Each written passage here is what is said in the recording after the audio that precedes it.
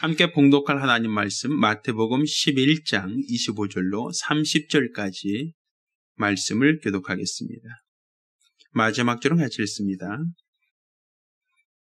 그때 예수께서 대답하여 가라사대 천지의 주제이신 아버지여 이것을 지혜롭고 슬기 있는 자들에게는 숨기시고 어린 아이들에게는 나타내심을 감사하나이다.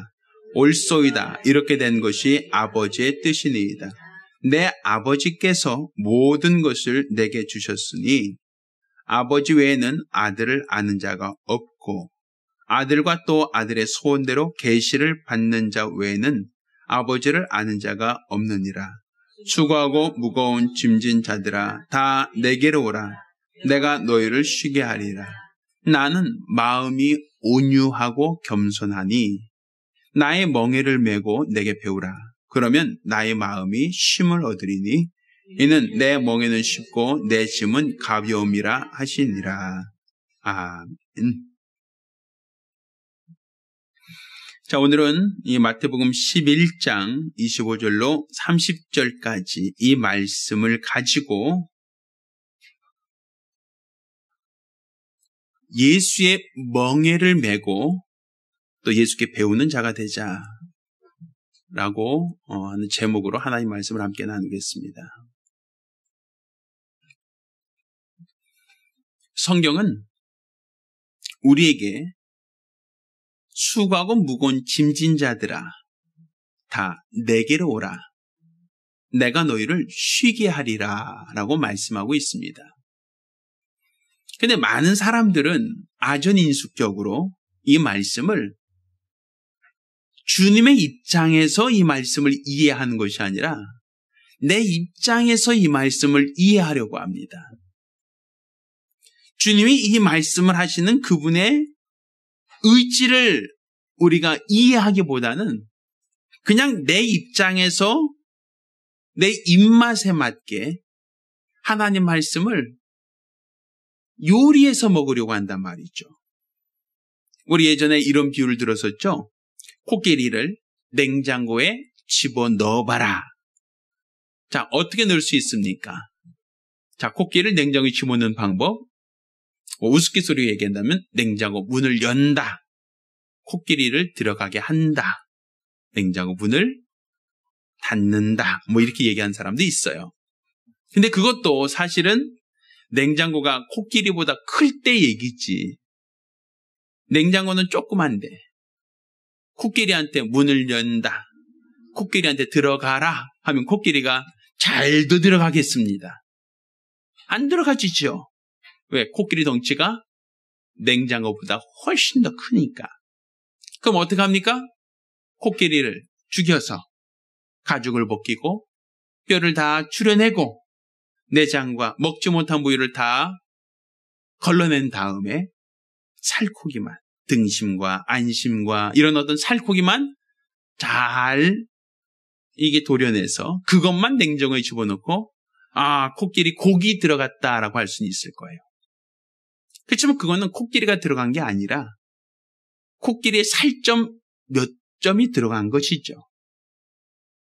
그것처럼 우리가 성경을 읽을 때에 이 말씀을 내 입장에서 이 냉장고 같은 조그만 이성으로 이해하려고 하니까 하나님 말씀을 곧이곧대로 다 믿고 인정하는 게 아니라 그 중에서 내가 이해 안 되는 부분은 걸러내고 내가 꺼리끼는 부분은 잘라내고 도려낸 다음에 내 입맛에 맞는 부분만 아멘 한단 말이에요. 이것은 굉장히 좋지 못한 신앙 태도라고 볼 수 있습니다. 우리가 믿음을 갖는다라고 할 때 이 믿음은 하나님 말씀을 가감하지 않고 그대로 믿는 것이지 내게 좋은 것만 취사 선택하는 것을 믿음이라고 하지 않아요.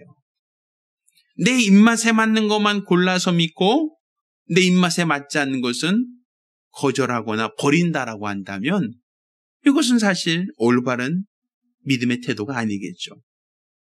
자, 오늘 우리가 읽은 이 본문에 뭐라고 얘기합니까? 수고하고 무거운 짐지자들아 다 내게로 오라. 내가 너희를 뭐하리라? 쉬게 하리라. 많은 사람들이 무슨 생각해요? 세상 살다가 힘들고, 세상 살다가 지치고, 세상 살다가 괴롭고, 낙심되는 일들, 수가 무거운 짐을 너무 지고 있을 때에, 아이고 무겁다, 세상 살기 힘들다, 아이고 참 어렵다라고 할 때 그 모든 짐을 주님 앞에 내려놓고, 이제 좀 쉬자. 이제 주님께 맡겼으니 아이고 홀가분하다. 이렇게 여기까지 생각한단 말이에요. 근데 사실 오늘 본문은 그런 얘기가 아니죠. 오늘 본문은 수고하고 무거운 짐자들아 다 내게로 내가 너를 쉬게 하리라 라는 말씀을 하는 것은 우리가 이해하고 또 우리가 받아들일 수 있습니다. 그런데 그 말씀이 끝나자마자 무슨 말씀으로 이어지냐면 나는 마음이 온유하고 겸손하니 무엇을 매라고요? 나의 멍에를 메고 내게 배우라. 그러면 너희 마음이 쉼을 얻으리니 이는 내 멍에는 쉽고 내 짐은 가벼움이라. 이렇게 얘기하고 있어요. 자, 멍에가 뭘까요? 멍에가 뭐예요? 멍에. 소를 언제 멍에를 씌우죠? 외양간에서 염을 뜯어 먹을 때 멍에를 쥐어주나요? 언제 멍에를 메웁니까? 그렇지. 일 시킬 때 멍에를 메는 거예요. 밭에 나가서 밭을 갈아라 아니면 달구지를 끌어라 할 때에 소한테 일 시키려고 멍에를 메는 거란 말이에요. 그럼 지금 수고하고 무거운 짐진 자들아 다 내게로 오라 내가 널 쉬게 하리라 하니까 아이고 내가 짊어지고 있는 멍에, 내가 짊어지고 있는 모든 짐, 내가 힘들고 어려워하는 모든 문제를 다 내려놔야지 하고선 다 내려놓고 홀가분해 라고 하는데 아니다 멍에 매자라고 또 멍에를 지우겠다는 거예요. 자, 멍에를 매면 일해야 되잖아요. 멍에를 매면 또다시 힘든 노동을 해야 되잖아요. 결국에는 이 짐 덜어주겠다고 하더니 또 다른 짐을 지어주는 것밖에 안 된단 말이에요. 근데 많은 사람들은 뒤에 있는 말은 싹 빼버리고 뭐만 읽어요? 수고하고 무거운 짐진 자들아 다 내게로 와라 너희를 쉬게 하리라. 아이고 이제 휴가다. 바캉스다. 야 이제 다 내려놓고 쉬자. 쉬자가 아니잖아요. 쉬려면 멍에를 지우면 안 되잖아요. 우리가 하나님 말씀을 왜 일부분만 읽고 쉬게 하리라 하니까 야 이제 주님 안에서 쉬자 다 내려놓고 이제 홀가분하게 나는 프리덤 나는 자유다. 이건 아니잖아요 지금. 나는 자유다라고 할 때 내게 멍에를 지우겠냐고요. 지금도 힘들게 짐을 지고 왔는데 그런데 그 짐을 내려놓으라 그래서 아이고 이제 홀가분해 할 차에 또다시 멍에를 지우고 또 여기도 있죠. 내 짐은 쉽고 가벼웁니다. 또 짐 지우겠다는 얘기 아닙니까? 내 멍에는 가볍고 내 짐은 가볍다. 그럼 주님도 또 짐을 우리에게 맡기겠다는 거 아닙니까? 물론 이전보다는 조금 무게가 가벼운 것을 맡길 수 있다고는 볼 수 있지만 일은 계속 시키겠다는 거예요? 아니면 일 시키지 않겠다는 거예요? 일은 계속 시키겠다는 거 아닙니까? 그냥 쉬게 하리라라는 것이 그냥 짐 다 벗어놓고 마치 퇴근하듯이 짐 다 내려놓고 휴가 가듯이 이제 홀가분해 이제 풀이야 이제 자유야 퇴근이야 이건 아니란 말이죠. 그러니까 우리가 지금 주님께서 하신 말씀을 일부분만을 가지고 그 말씀을 아멘할 것이 아니라 전체를 볼 수 있어야 된단 말입니다. 그러면 이 말씀에서 수고하고 무거운 짐진 자들아 할 때 그것은 무엇이고 내 짐은 쉽고 가벼우니라 할 때 그 짐은 무엇인가 이것을 분별할 필요가 있겠죠. 자, 이 말씀은 언제 하셨습니까? 자, 25절부터 볼게요. 그때에 예수께서 대답하여 가라사대 천지주이신 아버지여 이것을 지혜롭고 슬긴 자들에게 숨기시고 어린아이들에게 나타내심을 감사하나이다. 옳소이다. 이렇게 된 것은 아버지의 뜻이니이다 하면서 내 아버지께서 모든 것을 내게 주셨으니 아버지 외에는 아들을 아는 자가 없고 아들과 또 아들의 손으로 계시를 받은 자 외에는 아버지를 아는 자가 없느니라. 이런 말씀 이어서 수고하고 무거운 짐진 자들아 이런 얘기 나온단 말이에요. 그러니까 지금 여기서 지혜롭고 슬기는 자들에게는 숨기시고 어린아이들에게는 드러내심을 감사합니다 라고 얘기했어요. 근데 뭘 드러내셨는가?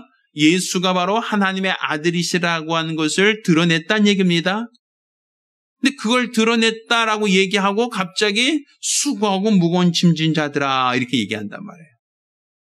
그럼 여기서 말하는 수고하고 무거운 짐은 무엇이냐? 세상 살면서 부도나고 부부싸움하고 세상 살면서 힘들고 어려운 수많은 고통과 좌절과 번민을 말하는 것이냐 할 때 여기는 그런 구절로 연결된 게 아니란 말이에요. 너희가 세상 살기 힘드냐? 어서 와서 쉬어라. 너 먹고 살기 힘드냐? 나에게 와서 쉬어라. 너희 이번에 부도나게 직전이냐? 내게 와서 쉬어라. 너 몸에 병이 생겼느냐? 내게 와서 쉬어라. 이런 얘기 아니잖아요. 지금 이어지는 말이. 지금 여기서 이 앞에 이어지는 말이 어떤 병자를 고치면서 아니면 어떤 가난한 사람을 도와주면서 수고하고 무거운 짐진 자들아 다 내게로 오라 내가 너를 쉬게 하리라 이런 말씀 하시는 건 아니잖아요. 지금 이 앞쪽에 있는 본문에. 그러니까 예수께서 병자를 고치시고 상처 입고 좌절하고 절망한 사람, 고통당하는 사람들, 그들을 향하여 수고하고 무거운 짐진 자들아 다 내게로 오라 내가 너를 쉬게 하겠다 이렇게 말씀하시는 본문이 아니란 말이에요. 지금. 그럼 이 본문은 어떻게 시작합니까? 25절. 그때에 이렇게 돼 있거든요.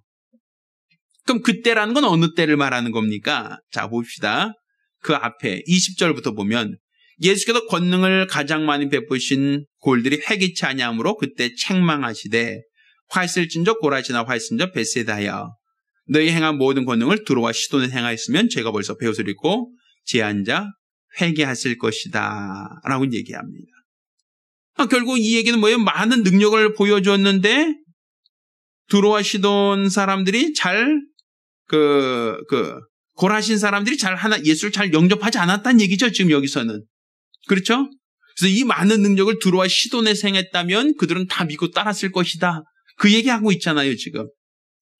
자, 그 전에, 자, 그때가 어느 때인가? 14절부터 보면, 만일 너희가 즐거받을진대, 오리라 한 엘리야가 곧 이 사람이니라. 귀 있는 자는 들을지어다 하며, 이 세대를 무엇으로 비유할꼬? 비유컨대, 아이들이 장태한 자, 제 동물을 불러, 가로되, 오리가 너희를 향하여 피리를 불어도 너희가 춤추지 않고, 우리가 애곡하여도 너희가 가슴을 치지 아니하였다 함과 같도다. 요한이 어서 먹지도 않고 마시지도 않으며 저희가 말하기를 귀신 들렸다 하더니 인자가 와서 먹고 마시며 말하기를 보라 먹기를 탐하고 포도주 즐기는 사람이요 세리와 죄인의 친구로다 이렇게 얘기하죠.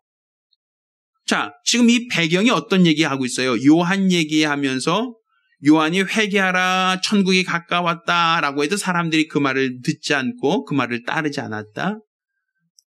그리고 인자가 와서 너희에게 많은 능력을 보여주었는데도 불구하고 너희가 믿지 않았다? 이런 얘기를 하고 있단 말이에요. 그리고 나서 수고하고 무거운 짐진 자들아 이렇게 표현하고 있단 말이에요. 이 말이 이어지는 순서로 본다면. 그러니까 이것을 어린아이에게는 드러내시고 지혜롭고 슬기는 자에게는 감추셨나이다 이런 표현을 쓰고 있잖아요. 그럼 여기서 지혜롭고 슬기 있다라고 하는 사람들은 어떤 사람이겠어요? 여기서 그렇죠. 바리새인, 서기관들, 율법학자들이죠. 그들은 요한이 나타나서 회개하라 천국이 가까웠다라고 해도 그 말을 믿지 않고 회개하지 않았던 사람들.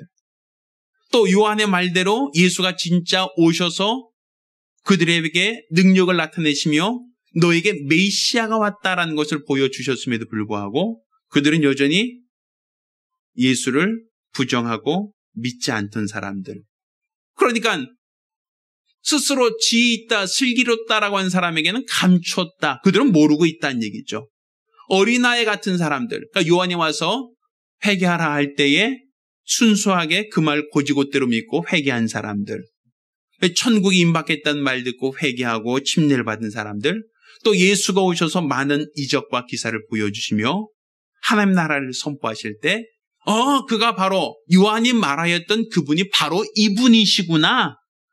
회개하라 천국이 가까웠다라고 하더니 우리가 회개하여 주의 능력을 바라보았더니 바로 그분이 우리에게 오셨구나. 이렇게 예수를 영접하고 예수를 알아본 자. 이 사람은 어린아이 같은 사람이란 말이에요.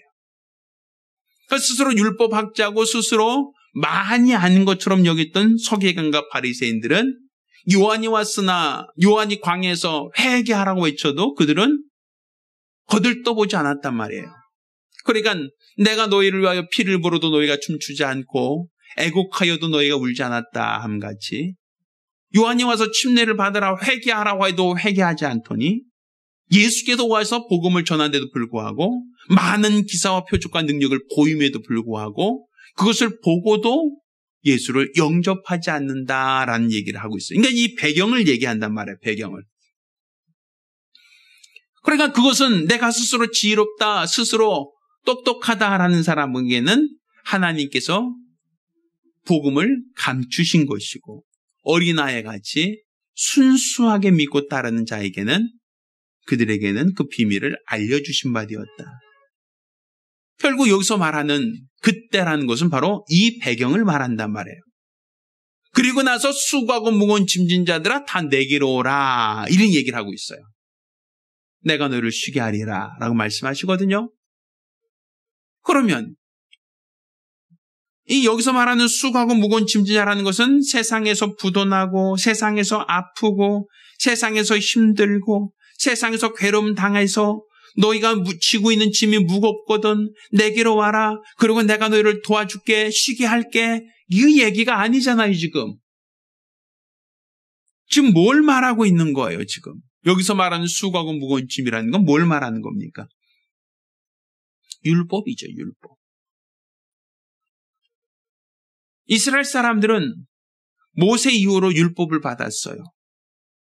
그리고 그 율법을 잘 지키면 하나님께서 그들에게 복 주신다는 걸 알았고 또 만약에 그 율법을 어기면 하나님께서 말씀대로 순종하지 않은 자들을 보응하신다는 것을 그들은 너무 잘 알고 있었단 말입니다. 그래서 그들이 우상을 섬기거나 하나님 외에 다른 신에게 절을 하는 등 말씀을 떠나면 그들에게 큰 재앙이 나타났고 큰 고난이 나타났고 큰 어려움이 따랐단 말이에요. 그러니 그들에게 있어서는 좌로나 우로나 치우치 말고 오직 하나님이 정하신 말씀, 하나님의 법대로, 하나님의 율법대로 사는 것이 그들이 하나님으로부터 옳다 인정받고 하나님으로부터 그들의 믿음이 인정받을 수 있는 기회였단 말이에요. 그런데 율법을 잘 지켜 행하라고 하고 그들에게 율법을 주셨지만 문제는 의인이 없나니 하나도 없다는 거예요. 부자 청년이 얘기합니다. 내가 어릴 때부터 율법을 다 지켜 행하였나이다. 어쩌면 이제 영생을 얻을 수 있겠습니까? 하고 물어보죠. 근데 예수께서 말합니다. 참 잘했다. 네가 어릴 때부터 주의 계명을 지켜 순종했다고 하니 자 그렇다면 네가 갖고 있는 재물을 가난한 자에게 다 나눠주고 나를 따르라 할 때에 어떻게 해요? 부자 청년이 알겠습니다. 내 재산 다 팔아서 다 나눠주고 따르겠습니다. 라고 하는가 하면 아니죠. 자기 재물이 많은 거로 심히 근심하며 떠나갔다. 이렇게 표현하죠. 그러니까 율법 아래서는 의인이 없나니 하나도 없다는 거예요. 그러니까 율법의 계명, 율법의 규정은 사람들에게 무거운 짐이란 말이에요. 순종하려고 노력하고 순종하려고 애쓰고 순종하려고 몸부림치지만 너무너무 무거운 짐이란 말이죠.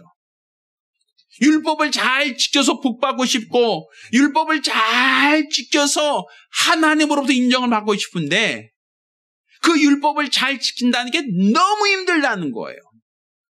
그러니 율법을 지고 가다가 무거워 쓰러지고 율법을 지고 가다가 무거워 넘어지고 율법을 지고 가다가 너무 힘들어서 중간에 포기하는 게 너무 많단 말이죠. 왜 율법은 100가지 중에 99가지만 지켜도 된다가 아니라 단 한 가지만 어겨도 죄가 드러난단 말이에요. 그러니 사람이 완벽한 사람이 어디 있으며 죄 없는 사람이 어디 있습니까? 내가 죄로부터 완전히 자유하다. 난 율법을 다 100% 완벽하게 지켰다. 라고 할 자가 없다는 거예요. 하나도 없다는 것이죠. 그러니 그들이 하나님으로부터 복받기 원해서는, 하나님부터 칭찬받기 원해서는 율법대로 살아야 되고 율법을 줘야 되는데 그 율법이 너무 무거운 거예요. 수고하고 무거운 짐이란 말이에요. 하나님께서 율법을 통해서 자 가자 그럼 가고 서라 하면 서는데 너무 진짐이 너무 많아요. 율법의 규정들이 너무너무 힘들다는 말이에요. 그러니 이걸 어찌 하겠느냐는 것이죠. 대충 적당히 지킬 수도 없고 잘 지키고 완벽하게 지키자니 너무 힘들고, 그러니까 지금도 이스라엘 사람들은 안식일을 지킨다라고 하는 그 일을 지키기 위해서 안식일 날은 직장 가지 않아요. 근데 그 안식일을 더 잘 지키기 위해서 금요일 저녁 12시 딱 넘으면 그때부터 시작해서 안식일을 준비해요. 안식일을. 참 재미있는 게요. 우리나라도 옛날 그 주일날 전에 토요일날은 오전 근무만 했잖아요. 그렇죠. 옛날에 그랬었죠. 5일제 근무 있기 전에. 주일날 전에 토요일날은 오전 근무만 하고 오후에는 근무가 없었잖아요. 이것처럼 이스라엘 사람도 안식은 토요일이에요. 토요일 전에 금요일날 오후 12시만 되면 상점들 문을 다 닫기 시작합니다. 그리고 뭐 해요? 토요일날 먹을 음식들, 토요일날 해야 될 일들을 그때부터 준비해 놓는 거야. 금요일날 저녁에. 저녁 되고 아침이 되면 뭐가 시작돼요? 안식일이 시작되잖아요. 안식일 시작되면 불을 못 켜요. 불을. 가스레인지 불을 딱 켜는 순간 일이에요. 일. 주부들의 가사 노동이라죠. 가사. 가사할 때 집가자 일사자 쓰는 거 아닙니까? 그러니까 주부가 일하는 거예요. 불 켜는 것은. 청소도 일이 아니에요. 일이죠? 그러면 그 안식일 날은 청소도 하면 안 돼요. 밥도 하면 안 돼요. 그러면 굶어야 돼요? 아니, 굶으면 안 되죠. 먹어야죠. 그러니까 먹어야 되니까 그 다음날 먹을 것을 언제 만들어놔요? 그 전날 만들어놔야 돼요. 그리고 토요일 날은 형광등도 켜면 일이에요. 이게 불 켰다 그래서. 그럼 어떻게 돼요? 형광등 켜면 안 되니까 그 전날부터 켜놔야 돼요. 그 전날부터 켜놔야 이거 스위치 탁 올리는 것도 일이라고 하니까. 그리고 몇 걸음 이상 걸어 나가면 일이야. 몇 걸음 이상 걸어가면 안 돼요. 그래서 집에서부터 어디까지가 한계야.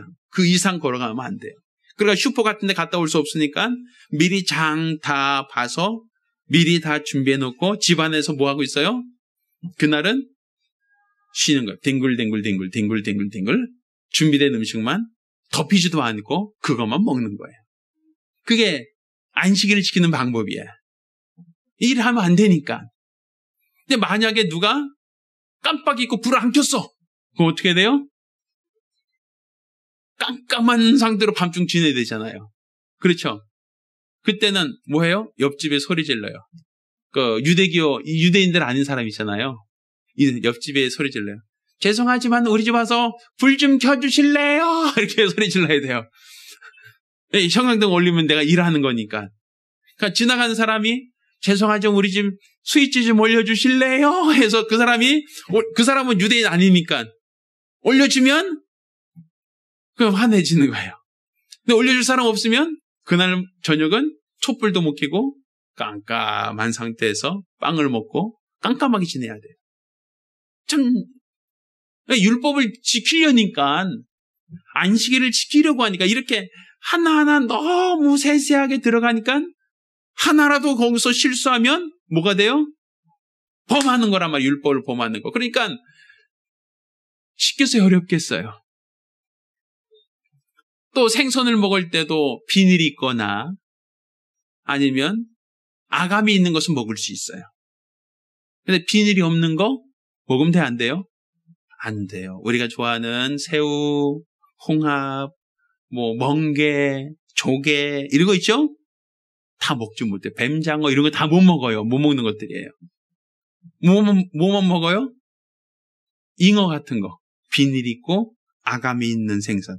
그거는 먹어요. 메기같이 비늘 없는 것은 못 먹어요. 고기도 마찬가지예요. 되새김질하고 굽이 있는 것은 먹어요. 그런데 만약에 되새김질 하지 않는다? 못 먹어요. 굽이 없다? 이것도 못 먹어요. 그러니까 이거 어떻게 다 구분하냐고요. 그리고 우리가 이제 닭은 먹을 수 있어요, 거기서. 그렇죠? 그 맹금류, 독수리나 매 이런 건 못 먹고 그 사육하는 그 닭이나 이런 거 먹을 수 있는데 그것도 도살할 때 있잖아요. 도살할 때. 자연적으로 죽으면 또 못 먹어요. 잡아서 그 자리에서 죽여서 피를 다 쏟아내고 먹을 수 있어요. 그러니까 이게 너무 이게 까다롭단 말이에요. 이게 너무 이게 지켜야 될 규약들이 너무너무 많은 거예요. 하나부터 열까지. 근데 그것을 실수로라도 하나라도 어기면 율법을 범한 것이니까. 근데 그렇게 하기가 어렵잖아요. 그렇게 살기가. 그러니까 이 율법이라고 하는 것을 지키면 하나님이 복 주신다. 율법대로 살면 하나님께서 우리에게 복 주신다라는 걸 그들이 알아요. 그런데 율법이 정해놓은 대로 살려고 하니, 율법이 정해놓은 대로 순종하려고 하니 그 방법이, 그 삶이 너무 힘들고 어려우니까 수고하고 무거운 짐이란 말입니다. 그러니 침례요한이 얘기합니다. 회개하라 독사의 자식들아. 너희가 임박한 진노를 피하라 하더냐. 회개하라 천국 가까웠다 하면서 회개하라는 거야. 다른 말로 율법에서 너희가 의인이 다 아니다? 아니다. 너 율법을 범했다 이거예요. 그들이 너희가 노력해서 율법을 다 지켰습니다. 난 율법 다 지켰어요. 퍼펙트합니다. 라고 얘기하지만 아니다. 율법으로 보면 너희는 의인은 없다. 하나도 없다. 그러니 너 회개하라 이거예요. 회개해라. 회개해라. 천국이 가까웠다. 곧 우리 주님이 임박했다는 거예요. 그러니 회개하고 그를 영접하라는 것이죠. 내가 할 수 없습니다. 내가 율법을 더 이상 감당할 수 없습니다. 내 방법으로는, 내 노력으로는, 내 열심으로는 도저히 율법이 요구하는 것을 다 감당할 수 없습니다. 이걸 인정하고 천국이 가까웠으니 그를 영접하라는 거예요. 요한이 그렇게 외쳤습니다만 사람들이 그 회개하고 예수가 오실 그 길을 기다리며 그를 영접하기보다는 오히려 요한을 말을 듣지 않죠. 요한을 따르지 않죠. 우리는 죄 없으니까 회개할 필요 없다라고 하고 스스로 뒷짐지고 스스로 나는 상관없는 일이라고 물러나 있단 말이에요. 그러다 예수가 오셔서 요한이 예언했던 예수가 오셔서 많은 능력을 보여줍니다. 가나 혼인잔치에서 물을 포도주로 만드시고 또 많은 병인들을 고치시고 죽인 자를 살리시며 많은 능력을 행하셔요. 그러니까 그것을 제자들만 본 게 아니라 예수를 비방하던 수많은 유대인들, 수많은 바리새인들도 그것을 보았고 목격했단 말입니다. 그래서 그들도 이런 얘기합니다. 저가 누구의 바람과 파도를 잔잔케 하는가? 저가 누구의 죽은 자를 살리는가? 저가 누구의 이런 어떤 병자를 고치는가? 하고 희한하게 생각하죠. 그런데 그 능력을 보면 자, 예수께서 너희가 내가 아버지께로 왔다는 걸 어떻게 알 수 있느냐? 내가 한 것을 보고 그들에게 전해라. 소경의 눈을 뜨고 안지맹이가 일어나며 죽은 자가 살아나며 문둥이 깨끗함 맞는 것. 이거 보고 내가 아버지께로 왔다는 것을 너희가 알라 이거 아니었습니까? 근데 그걸 보면 사람들은 신기하다. 와 대단하다 라고 생각했을 뿐 그분이 우리의 메시아로 오셨다. 그분이 우리의 모든 율법을 잘 지켜 의로워지려고 하지만 율법을 도저히 너무 무거워서 도저히 율법대로 살 수 없는 우리들에게 예수가 오셔서 우리에게 힘을 주러 오셨다. 구원하기 위해 오셨다라고 하는 걸 그들이 인정하지 않는 거예요. 그러니까 그들은 내가 스스로 지혜 있다고 스스로 똑똑하다고 하지만 하나님이 그들에게는 가리시고 어린아이같이 순전한 자들에게만 예수가 누구신지를 알게 하셨다는 얘기죠. 자, 이렇게 배경을 가지고 수고하고 무거운 짐진 자들아 다 내게로 오라 내가 너를 쉬게 하리라 라고 하는 얘기를 한다면 여기서 말하는 수고하고 무거운 짐이라는 것은 세상살이가 힘들고 경제적으로 어렵고 대인관계 속에서 소외당하고 또 육체의 연약함으로 고통당하는 이런 수고와 무거운 짐이 아니라 여기서 말하는 수고와 무거운 짐은 무엇이에요? 율법이 되는 거예요. 내가 율법을 지고서 의로워지려고 하지만 하나님이 율법이란 점을 지어주고 자 가라 했지만 너무 무거워서 다리가 후들거리고 도무지 갈 수 없다 이거죠. 그러니 내게로 와라 내가 너를 쉬게 하리라. 그러니까 율법의 모든 멍에에서 뭐 해주겠다? 벗겨주겠다는 것이죠. 그러니까 율법의 모든 수고한 짐을 내가 너에게 내려놓아 주겠다란 얘기예요. 그런데 그러면 율법 안 지켜도 됩니까? 와! 이거 할렐루야죠. 율법 이제 안 지켜도 됩니까? 안식일날 이래도 됩니까? 안식일날 놀러 가도 됩니까? 야 이제 마음대로 살아도 됩니까? 아니다. 내 멍에를 메고 이제는 내게 배우라. 멍에라는 것은 주인이 일시키려고 맨다 그랬잖아요. 그러니까 지금까지는 우리가 율법이란 멍에를 메고 지치고 힘들어서 자 힘들다라고 했는데 이제는 그거 벗어라. 지금까지 너희가 율법을 잘 지켜야 의로워질 수 있다고 여기고 율법을 잘 지켜야 복받을 수 있다고 생각하고 율법을 잘 지켜야 하나님께 인정받는 생각하여 너희가 율법을 지키려고 노력해왔으나 율법으로는 의인이 없나니 하나도 없고 율법은 너에게 너무 무겁고 너무 힘든 짐이니까 이제 내게 와서 그 율법을 벗어라. 대신 뭘 메라? 내 멍에를 메고 내게 배우라. 내 짐은 쉽고 가벼우니라. 우리에게 뭘 매주겠다는 거예요? 또 다른 멍에를 매주겠다는 거예요. 지금까지 메고 있던 율법이란 멍에를 벗는 대신에 예수께서 우리에게 또 다른 멍에를 지어주겠다. 근데 그 멍에는 율법에서처럼 어렵고 힘든 것이 아니라 쉽고 가볍다라는 얘기죠.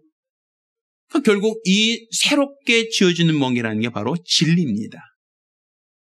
그러니까 우리를 하나님께서 멍에를 매주겠다는 것은 너 힘들고 어려우니까 내게 와서 이제 휴가를 주겠다는 게 아니라 이제 진리로서 우리를 사용하시겠다는 거예요.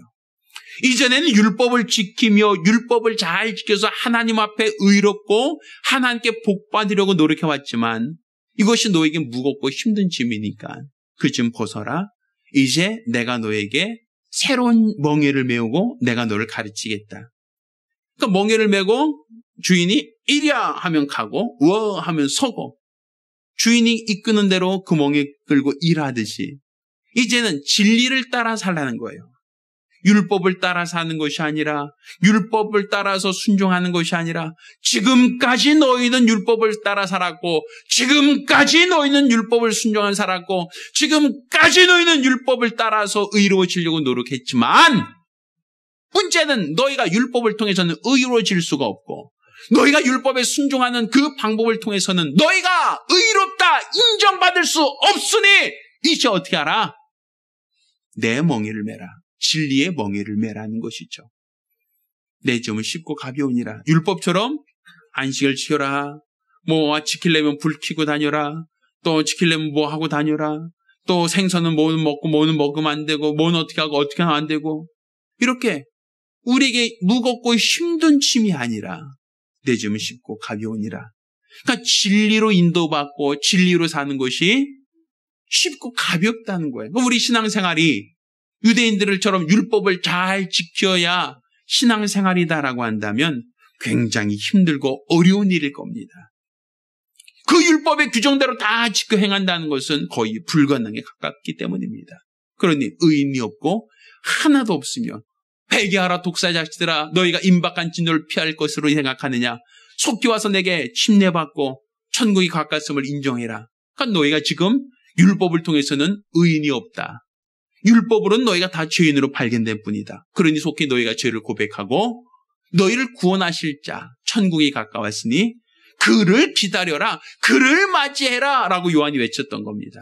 그런데 그렇게 외침에도 불구하고 나팔을 불어도 피리를 불어도 춤추지 않고 애곡하여도 울지 않더니 전혀 요한의 전하는 이 말을 귓전으로 듣고 코웃음 치며 전혀 그들이 관망하더니 예수가 요한의 예언대로 요한이 말했던 대로 예수가 오셔서 많은 기사와 표적과 능력을 보여주고 요한이 말했던 천국이 바로 나요. 요한이 예언했던 너희를 구원할 구원자가 바로 나다라고 친히 보여줬지만 바리새인과 서기관들, 종교 지도자들은 예수가 와서 그 많은 능력을 행한 데도 불구하고 믿지 않고 영접하지 않고 부정하고 인정하지 않더라. 이것을 지혜롭고 슬기롭다는 사람에게는 감추셨나이다. 오직 어린아이 같은 이에게만 나타내심을 감사합니다. 결국 예수는 어떤 사람이 알아보는 거예요? 순전하게 순수하게 믿고 영접한 사람만 예수가 누구신지를 알고 그 능력을 체험하였고, 예수를 판단하고 예수를 정죄했던 사람들은 결국 예수가 왔으나 그분이 누구신지도 깨닫지 못하였다라고 말할 수 있는 겁니다. 결국 예수께서 말씀하신 무거운 짐을 벗으라고 하고 내 멍에를 메고 내게 배우라는 것은 너희를 지금까지 속량하였던 율법의 무거운 짐을 다 내려놓고 이제는 내가 너에게 지시한 말, 진리로 사는 자가 되라는 거예요. 율법의 모든 규정을 다 지켜야만 너희가 의로워지려고 한다면 너희는 여전히 무거운 짐을 지고 가는 사람들이요.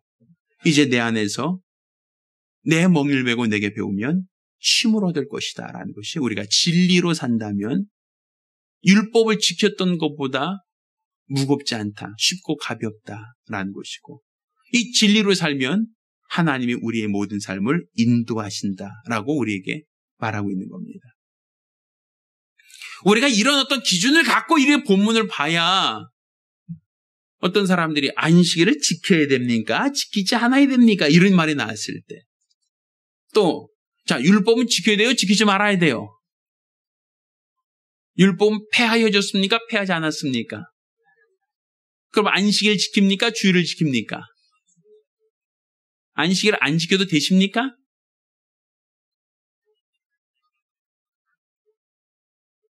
안식일 지키세요, 그러면? 안식일 안 지켜도 돼요, 그러면? 이런 말을 들을 때 우리가 뭐라고 얘기할 거냐고요. 그런 질문 받을 때, 글쎄, 안식일 지켜야 될 것도 같고, 안 지켜도 될 것 같기도 하고, 주일날 대신 지키는데요. 성경에 주일 대신 지키란 말이 있어요, 없어요? 그럼 해야 돼요, 안 돼요? 뭐 해야 되나? 6월절, 7.7절, 또 수장절, 지키라고 돼 있죠, 3대 절기를. 지키십니까, 안 지키십니까? 6월절 지키세요? 언제인데요? 7.7절 지키세요? 수장절 지키세요? 언제인데요?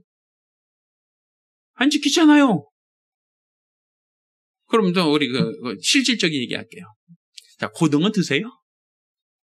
갈치 드세요? 삼겹살 드세요? 아니면 해산멍게, 새우, 조개 드세요? 안 드세요? 없어서 못 먹죠. 그럼 율법을 범한 거예요? 안 범한 거예요? 율법대로는 먹어야 돼요? 먹지 말아야 돼요? 그럼 드세요? 안 드세요? 이번 명절 때 그거 다 빼고 요리하실 거예요? 우리는 하나님이 율법에 정해놓았는데 그거 왜 안 지키십니까? 하나님 말씀을 그냥 콧등으로도 안 듣고 귓등으로도 안 듣고 그냥 이까지 말씀 안 지켜도 돼, 이렇게 우리가 그렇게 여기고 생각하십니까? 그렇게 생각하세요? 하나님 말씀은 취사 선택, 지켜도 되고 안 지켜도 되고 대충 해, 이렇게 되는 겁니까? 우리가 누가 나에게 물어보면 뭐라고 얘기할 겁니까? 지켜야 되나? 삼겹살 먹으면 안 되나? 그럼 조개탕, 해물탕 다 안 되나? 우리가 그렇게 생각하잖아요. 이상해지잖아요, 지금. 그럼 우리가 김치 담글 때 넣는 새우젓도 다 넣으면 안 돼요. 까나리 액젓 다 넣으면 안 돼요. 다 먹으면 안 되는 거 넣었으니까. 그러면 우리가 율법대로 본다면 우리는 다 매일 죄 짓는 거예요. 율법대로 한다면 우리는 매일매일 범죄하고 있는 거예요.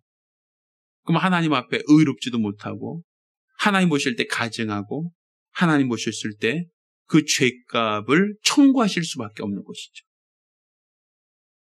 근데 우리가 그거 하지 않으면도 불구하고 마음에 담대함이 있는 것은 그 무거운 짐을 이제 벗고 그리스도와 내게 맡겨주시는 이 멍에를 메고 이제 주님의 인도를 받고 있기 때문이라는 거예요.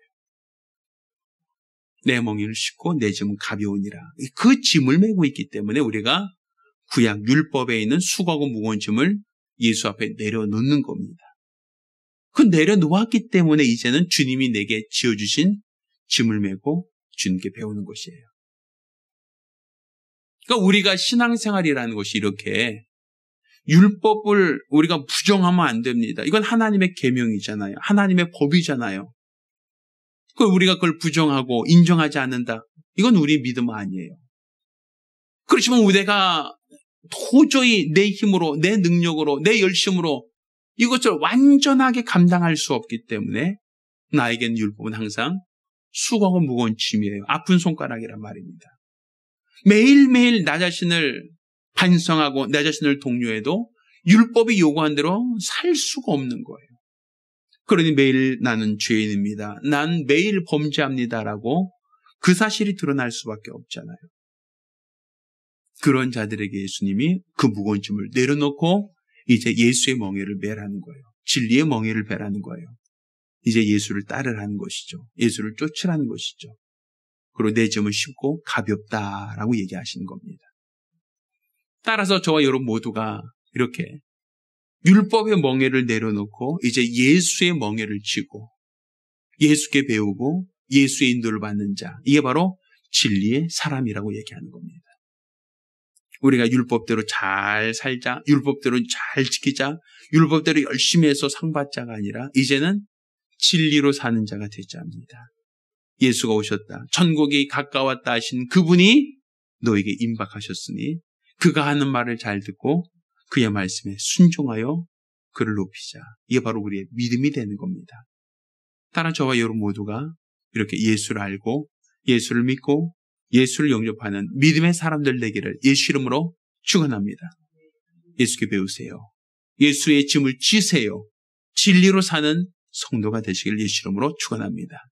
기도하겠습니다. 우리 같이 기도하실 때 주여 나로 예수의 멍에를 메고 또 예수께서 우리에게 주신 그 멍에를 메고 우리가 예수께 배우며 믿음으로 살게 도와 주시옵소서. 원수들은 끊임없이 우리를 속이고 미혹하고 흔들고 있사오니 이와 같은 때에 원수들에게 우리가 속지 아니하도록 우리 하나님께서 큰 은혜를 더하여 주시옵시고 일평생 줄 알고 줄 믿고 주를 바라는 걸어가 믿음의 열심으로만 사용되는 충성된 성도들이 될 수 있도록 도와주시옵소서. 온전히 우리 하나님께서 기뻐하시고 온전히 우리 하나님 찾으시는 거룩한 믿음의 사람들이 될 수 있도록 역사하여 주시옵소서. 우리 주께서 우리를 함께 하실 것이다. 믿음의 거룩한 역사, 거룩한 증거만 있도록 도와주시옵소서. 우리 주께서 함께 하심을 감사드리며 살아계신 우리 주 예수 이름으로 기도드렸습니다. 아멘. 이제는 우리 주 예수 그리스도의 은혜와 아버지 하나님의 극진하신 사랑과 보혜사 성령님의 교통하시고 역사하심이 오늘 이와 같이 주 예수께서 우리에게 주시는 진리의 말씀을 듣고 일평생 믿음을 경주하며 믿음으로 살기 열심한 우리 모든 성도들과 가정들 위해 이제로부터永까지 함께 있을지어다. 아멘. 자, 우리 하나님께 영광이 돌리겠습니다.